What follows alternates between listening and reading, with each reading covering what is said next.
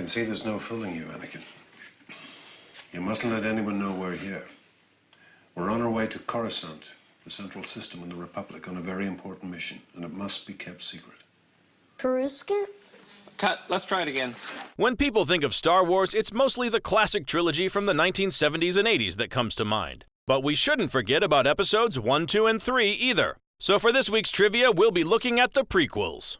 In the first films, very little CGI was used. For the later ones, however, practically every scene was digitally enhanced. Especially Revenge of the Sith has over 2,200 visual shots. To compare, A New Hope has a total of 350.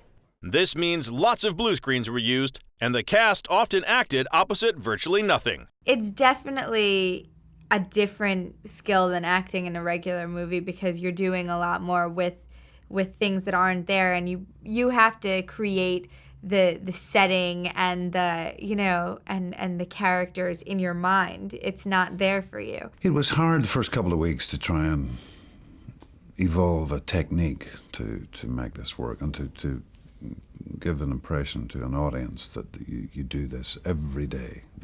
You interact with these creatures. That is your life.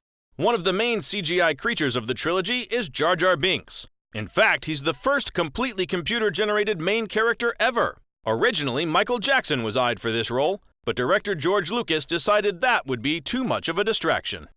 For the second movie, he did hire some famous musicians, though. The members of boy band NSYNC made a cameo in Attack of the Clones to please Lucas's daughter. In the end, they were cut from the final version. Some folks who did make it into the final cut of The Phantom Menace are E.T.'s cousins. This Easter egg was put in for Lucas's longtime friend, Steven Spielberg. The Star Wars sets are always breathtaking, but sometimes not as well thought out as they could be.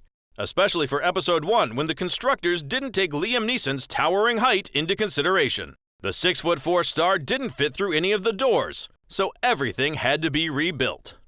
A project like a new Star Wars film is always shrouded in utmost secrecy, so even the actors had no clue what the plot was. They only got their lines for each scene the day before the shoot. No, I had no idea how it would fit into the greater scheme of the whole film, but I've been around this business long enough to know that every scene has a beginning, middle, and end. So I go in and try to play the goals of that particular moment and just do the best that I can to make that happen. That's it for our trivia about episodes 1, 2, and 3. If you're a bigger fan of the original trilogy, like most people, then stay tuned as we'll discuss those later on in Making the Movies. Well, I'd say cut.